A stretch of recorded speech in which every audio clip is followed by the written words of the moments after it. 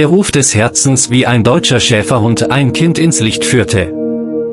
Der Regen fiel in schweren Schleiern auf die schmale Landstraße, die sich durch die hügelige Landschaft wand wie ein vergessenes Band zwischen zwei Welten.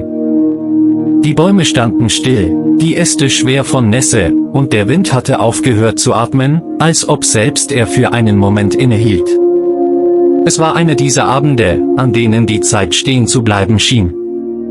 Kein Mensch war zu sehen, kein Auto, kein Vogel, nur das leise Plätschern des Regens auf Asphalt. Und dann kam der Schrei. Laut, schrill, durchdringend. Metall zerbarst. Reifen quietschten. Und dann Stille. Absolute, beklemmende Stille.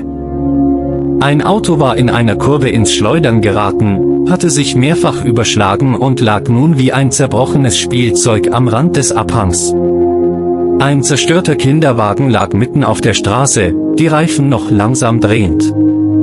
Blaulichter tauchten Minuten später auf, Sirenen durchschnitten die regennasse Dunkelheit. Einsatzkräfte rannten, schrien sich Befehle zu, kämpften gegen die Dunkelheit und das Chaos. Eine Mutter wurde weinend in einen Krankenwagen gebracht. Ihr Sohn, sagten sie, war nicht auffindbar. Die Retter durchsuchten die Umgebung, schauten unter das Auto, suchten unter den Trümmern nichts. Keine Spur vom Kind. Hoffnung wurde zu Angst. Und dann ein Bellen. Niemand wusste, woher es kam. Ein tiefes, kehliges Bellen, nicht panisch, sondern zielgerichtet. Ein deutscher Schäferhund stand plötzlich mitten auf der Straße, klatschnass, die Augen glühend wachsam, der Blick starr auf das Autowrack gerichtet. Niemand hatte ihn zuvor gesehen. Kein Halsband, kein Besitzer. Die Einsatzkräfte wollten ihn verscheuchen, doch er wich nicht zurück. Im Gegenteil, er bellte erneut, ging langsam auf das zerstörte Auto zu und begann an einer bestimmten Stelle zu scharren. Erst zögerlich, dann verzweifelt. Ein junger Feuerwehrmann beobachtete die Szene, seine Stirn legte sich in Falten. »Wartet«, murmelte er. Er kniete sich neben den Hund, leuchtete mit der Taschenlampe in die Richtung, in die der Hund zeigte, und seine Augen weiteten sich. »Hier ist jemand. Hier ist ein Kind.« Sofort kam Bewegung in das Chaos. Werkzeuge, Hände, Licht, alles fokussierte sich auf diesen Punkt. Und dann, nach bangen Minuten, zogen sie ihn heraus, einen kleinen Jungen, blutverschmiert, aber lebendig. Seine Brust hob und senkte sich schwach, doch er lebte. Die Sanitäter eilten mit ihm davon. Alle Augen wandten sich dem Hund zu. Doch der war verschwunden. In der Dunkelheit, im Regen, als sei er nie da gewesen. Im Krankenhaus herrschte gespannte Stille. Der Junge, Leo, 6 Jahre alt, lag bewusstlos auf der Intensivstation. Seine Mutter saß an seinem Bett, den Blick leer, das Herz gebrochen zwischen Dankbarkeit und Angst. 2 Tage später öffnete Leo die Augen. Seine ersten Worte waren: Wo ist der Hund?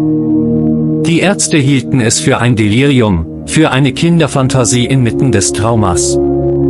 Doch Leo bestand darauf. Er war da. Er hat mich gefunden. Ich habe ihn gespürt. Warm war er. Ganz nah. Er hat gesagt, ich soll keine Angst haben, seine Mutter weinte. Nicht, weil sie ihm nicht glaubte, sondern weil sie wusste, dass niemand diesen Hund gesehen hatte. Nur Leo. Und doch war er da gewesen. Die Geschichte machte in der Stadt die Runde. Zeitungen berichteten von der wundersamen Rettung. Ein Engel auf 4 Pfoten, schrieb jemand. Ein anderer nannte es das Wunder im Regen. Niemand wusste, woher der Hund kam oder wohin er ging. Tierheime meldeten keinen passenden Hund. Niemand hatte ihn vorher gesehen. Doch das Bellen, sagten viele, das war nicht nur ein Ruf, es war eine Botschaft. Ein älterer Herr erzählte später, dass er denselben Hund schon einmal gesehen habe vor vielen Jahren, bei einem Brand, bei dem ein kleines Mädchen gerettet wurde. Auch damals verschwand der Hund danach spurlos. Andere sagten, sie hätten in dunklen Momenten ihres Lebens ein seltsames Gefühl gehabt, als würde jemand über sie wachen. Als würden zwei Augen im Schatten brennen, bereit zu helfen. Leo erholte sich langsam. Doch jede Nacht vor dem Einschlafen sprach er ein kleines Gebet. Nicht zu einem Engel, nicht zu Gott, sondern zu ihm. Wenn du wieder da bist, kannst du mir ein Zeichen geben, flüsterte er. Ich habe dich nicht vergessen. Und dann, eines Nachts, kam ein seltsames Geräusch an das Fenster. Ein leises Kratzen. Als die Mutter das Fenster öffnete, war da nichts, nur eine Pfote im Matsch. Und ein einzelnes, schwarzes Haar. Am nächsten Morgen war die Sonne da. Zum ersten Mal seit Tagen. Und auf Leos Nachttisch lag ein zerbrochener Spielzeugknochen. Der, den er beim Unfall verloren hatte. Niemand hatte ihn dorthin gelegt. Der Wind hatte sich verändert. Es war keine Kälte mehr, die durch die Bäume strich, sondern eine merkwürdige Ruhe. Leo saß am Fenster seines Krankenzimmers, eingehüllt in eine Decke, die Knie an die Brust gezogen, und blickte hinaus auf den kleinen Hof des Krankenhauses. Dort unten spielte eine Gruppe von Kindern. Sie lachten, sprangen. Doch Leo lächelte nicht. Seine Gedanken waren woanders, bei den dunklen Augen, die ihn in jener Nacht angesehen hatten, als niemand sonst ihn fand. Bei der Wärme, die ihn umgeben hatte, als alles kalt war. Bei dem Bellen, das in seinem Herzen nachhallte. Seine Mutter trat leise ins Zimmer, stellte ein Glas Wasser neben ihn, doch sagte nichts. Auch sie hatte sich verändert. Der Unfall hatte ihr die Stimme genommen, nicht im wörtlichen Sinne, aber tief in ihr war etwas verstummt. Sie beobachtete Leo oft heimlich, wie er mit leeren Augen auf Dinge starrte, die niemand sah. Wie er im Schlaf Worte murmelte, die sie nicht verstand. Einmal hatte sie ihn flüstern hören, du hast gesagt, du kommst wieder.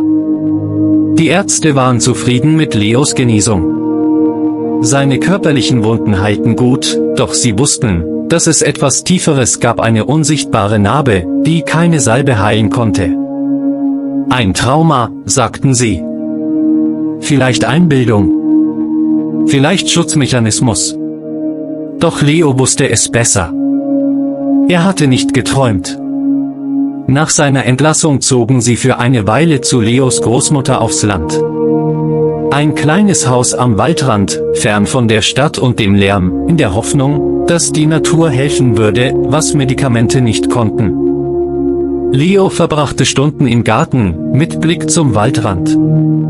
Manchmal legte er sich ins Gras, schloss die Augen und wartete einfach nur auf das Knacken eines Astes. Das Rascheln von Pfoten. Ein Bellen. Und eines Abends kam es wirklich. Ein Ton leise, kaum hörbar wie ein heiseres, fernes Bellen. Leo öffnete die Augen. Da war nichts. Doch sein Herz pochte schneller. Er stand auf, ging zum Waldrand, trat ein paar Schritte hinein. Die Bäume warfen lange Schatten. Und dann sah er es, ein Licht, ganz schwach, wie ein goldener Schimmer zwischen den Ästen. Und eine Silhouette. 4 Beine. Ein starker Nacken. Spitze Ohren. Bist du es? Flüsterte Leo. Die Gestalt blieb reglos. Dann bewegte sie sich langsam, nicht auf ihn zu, sondern tiefer in den Wald hinein. Leo folgte ihr. Schritt für Schritt. Kein Gefühl von Angst. Nur Vertrauen. Die Nacht war warm, und der Mond warf einen silbernen Schein auf den moosbedeckten Boden. Die Figur blieb immer ein paar Meter vor ihm. Mal verschwand sie, dann tauchte sie wieder auf.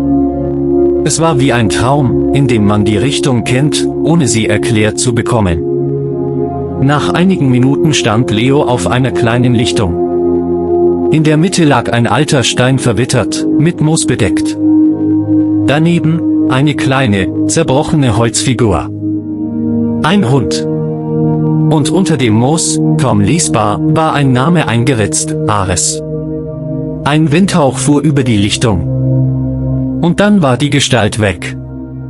Leo kniete sich nieder, berührte den Stein. Und in diesem Moment durchfuhr ihn ein Gefühl, als würde etwas in ihm aufbrechen. Eine Erinnerung, die nicht seine war. Bilder blitzten auf ein Feuer, ein schreiendes Kind, ein Hund, der hineinlief. Ein anderes Jahrzehnt. Eine andere Geschichte. Und doch die gleichen Augen. Das gleiche Bellen. Als Leo nach Hause zurückkehrte, erzählte er niemandem, wo er war. Doch nachts träumte er wieder. Vom Hund. Vom Wald. Vom Namen Ares. Und mit jedem Tag wuchs in ihm eine neue Erkenntnis: Dieser Hund war kein gewöhnlicher Hund. Er war etwas Älteres, Tieferes. Vielleicht eine Seele, die sich nicht lösen konnte. Vielleicht ein Wächter. Vielleicht ein Engel. In den folgenden Wochen hörten sie im Dorf immer wieder seltsame Geschichten. Ein alter Mann berichtete, dass ein großer Hund ihn nachts über die Straße geführt hatte, als sein Kreislauf versagte. Eine Frau sagte, sie habe einen Schäferhund gesehen, der auf einem Grab lag, genau an dem Tag, als sie erfahren hatte, dass sie schwanger war. Ein Kind erzählte, ein Hund habe es beschützt, als es sich im Wald verlaufen hatte. Und jedes Mal beschrieb man ihn gleich: schwarz, groß, wachsam. Und immer wieder dieser Blick, als würde er durch die Seele sehen. Leo begann, alles aufzuschreiben. Jede Erinnerung. Jedes Detail. Es wurde ein Heft. Dann ein Buch. Der Ruf des Herzens, schrieb er auf das Cover. Und darunter, ganz klein, für Ares. Mein Licht im Dunkeln. Seine Mutter fand das Buch eines Morgens auf dem Küchentisch. Als sie es aufschlug, fiel ein einzelnes Haar heraus, schwarz, lang, weich. Sie sah Leo an. Doch er schwieg nur und lächelte. In jener Nacht träumte auch sie zum ersten Mal von ihm. Die Tage wurden länger, das Licht sanfter, und doch lag etwas in der Luft, etwas Unausgesprochenes, das sich wie ein Hauch über das Dorf legte. Es war nicht Angst, nicht Trauer, sondern eine stille Erwartung. Menschen begannen, einander anders anzusehen, als würden sie alle ein gemeinsames Geheimnis teilen, ohne es in Worte fassen zu können. Die Geschichten über den geheimnisvollen deutschen Schäferhund wurden häufiger. Nicht laute Geschichten, nicht die Art, die man in Zeitungen findet. Es waren geflüsterte Erzählungen, ausgetauscht bei Dämmerung, mit gesenkter Stimme, als würden die Worte selbst etwas Heiliges berühren. Eine junge Frau erzählte, sie sei mit dem Fahrrad gestürzt, spät in der Nacht, weit entfernt von Häusern. Ihr Bein war gebrochen, das Handy tot, die Dunkelheit unbarmherzig. Und dann habe er dort gestanden. Der Hund.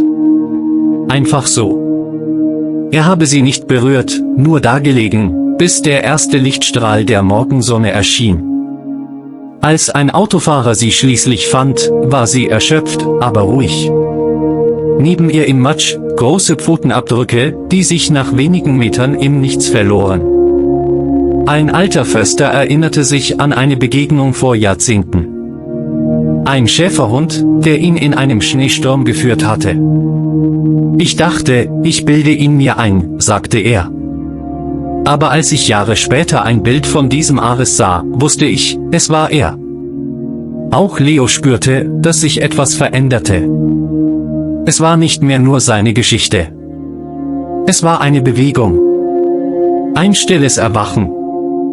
Er träumte nun regelmäßig nicht mehr nur von dem Moment seiner Rettung, sondern von anderen Menschen, anderen Orten. Jedes Mal war der Hund dort. Manchmal als Retter, manchmal als stiller Beobachter. Und immer war da dieses Gefühl, Geborgenheit. Führung. Licht. Eines Abends nahm Leo all seinen Mut zusammen und besuchte die kleine Dorfkirche. Sie war alt, still, die Bänke knarrten unter dem Gewicht der Vergangenheit. Der Pfarrer, ein schweigsamer Mann, der mehr zuhörte als redete, begrüßte ihn mit einem leichten Nicken. Leo setzte sich, sagte nichts. Nach einer Weile fragte der Pfarrer leise: »Du hast ihn gesehen, nicht wahr?« Leo sah überrascht auf. »Wen?« Der Pfarrer lächelte schwach. »Den Hund, den du Ares nennst. Ich kenne ihn auch.« Stille.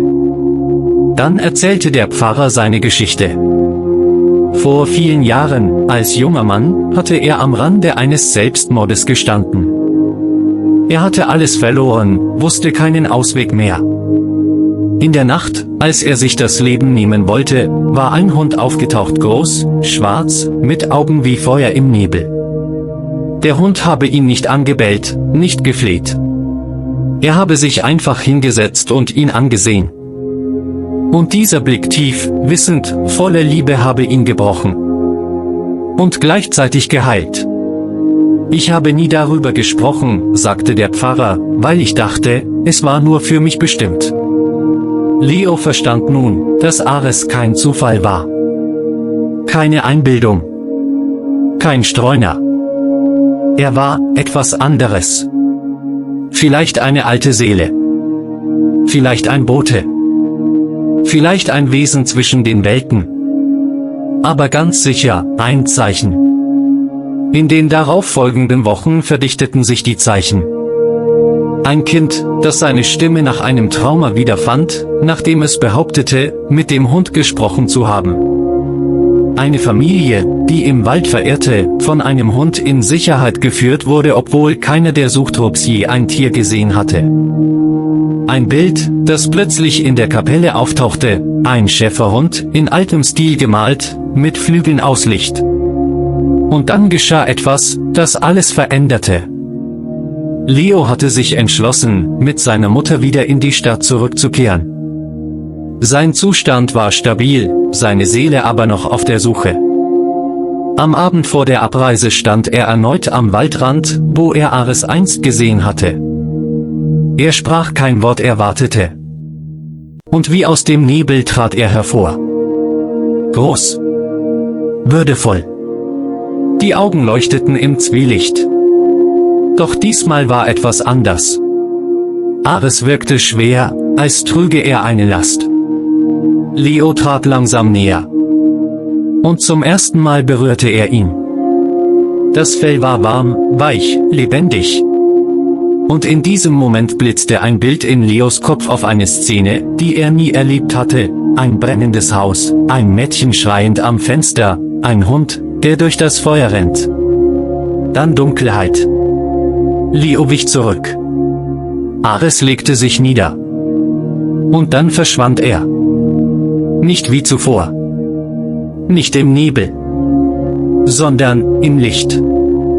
Sein Körper wurde transparent, löste sich auf wie Dampf, doch seine Augen blieben, bis zum letzten Moment. Am nächsten Tag verließ Leo das Dorf. Doch in ihm war etwas geblieben, ein Teil von Ares, ein Echo, eine Aufgabe. Er wusste nun, Ares war nicht verschwunden. Er war übergetreten. Und vielleicht würde ein anderer seinen Platz einnehmen. Ein neues Herz. Eine neue Pfote.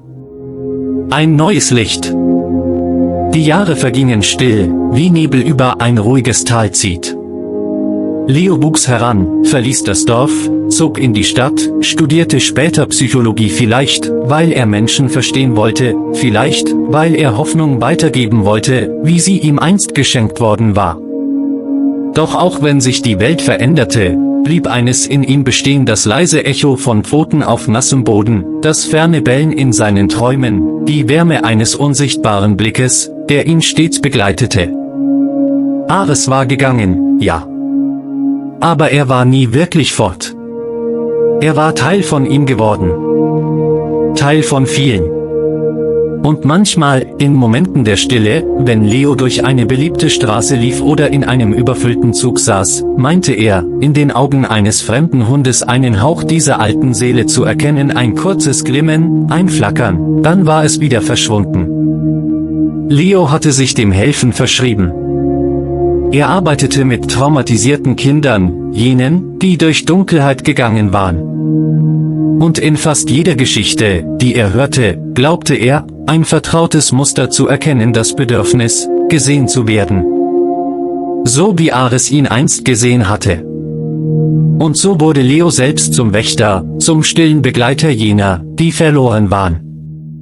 Doch eines konnte er nie vergessen: das Gefühl, dass Ares noch einmal kommen würde. Ein letztes Mal. Nicht für ihn, sondern für etwas Größeres. Es war ein frostiger Novemberabend, als der Ruf kam. Leos Mutter war schwer krank geworden. Die Ärzte sagten, es sei eine aggressive Form. Schnell. Unaufhaltsam. Leo war bei ihr, hielt ihre Hand, erinnerte sich an das zerbrochene Auto, an die langen Nächte, an die Gebete, die sie einst für ihn gesprochen hatte. Und nun saß er dort und konnte nichts tun. In jener Nacht verließ er das Krankenhaus, um Luft zu schnappen. Die Straßen waren leer, nur das Zwielicht der Laternen flackerte auf dem Asphalt. Und dann hörte er es. Ein Bellen. Tief. Mächtig. Direkt hinter ihm. Leo drehte sich um. Und da war er. Ares. Nicht wie ein Geist. Nicht wie ein Schatten. Sondern ganz real. Die gleiche Haltung. Die gleichen Augen. Doch diesmal war er älter. Grauer. Schwerer. Die Zeit hatte ihn nicht verschont. Und Leo wusste sofort, das war das letzte Mal. Ares sah ihn an. Ein Blick, der alles sagte: du bist nicht allein. Du warst es nie. Dann drehte er sich um und lief. Leo zögerte nicht. Er folgte ihm, durch die leeren Straßen, bis hinaus ans Flussufer. Dort stand ein Wagen, ein Auto, dessen Rücklichter flackerten. Im Inneren, ein Vater, schlafend am Steuer, zwei kleine Kinder im Rücksitz. Der Motor lief. Abgase zogen zurück ins Wageninnere. Leo rannte, riss die Tür auf, zog die Kinder heraus, rüttelte den Mann wach. Rettungskräfte wurden gerufen. Es war knapp. Minuten hätten gefehlt. Und niemand hätte es bemerkt. Aber Ares hatte es bemerkt. Leo kehrte zurück zum Flussufer. Der Hund stand am Rand des Wassers. Der Mond spiegelte sich in seinen Augen. Leo trat näher, kniete sich nieder. Ares kam zu ihm, legte seine Stirn an seine. In diesem Moment spürte Leo alles: den Schmerz, die Freude, die Einsamkeit, das Licht. All die Leben, die Ares gerettet hatte. Die Geschichten. Die unzähligen Male, in denen er da war, wo niemand anderes hin konnte. Und dann ein tiefer, langer Atemzug. Ares legte sich hin. Der Atem wurde flacher. Die Augen fielen langsam zu. Kein Laut. Kein Bellen. Nur ein leiser Wind, der durch das Gras strich. Und so endete es. Leo begrub ihn dort, unter einem alten Baum, mit Blick auf den Fluss. Kein Grabstein. Nur ein schlichter Stein. Und darauf, in Leos Handschrift: Du hast mich gerettet, bevor ich wusste, dass ich verloren war. Wochen später starb auch Leos Mutter. Friedlich. Mit einem Lächeln. Als hätte sie jemanden gesehen, der sie heimholte. Ein Jahr danach gründete Leo eine Stiftung, Ares Ruf. Ein Ort für Kinder in Not. Ein Zufluchtsort. Kein Heim, ein Zuhause. Im Eingang hängt ein Bild. Ein deutscher Schäferhund, stolz, wachsam, mit Augen, die bis ins Herz reichen. Und daneben, in Holz geschnitzt. Manche Engel tragen Pfoten.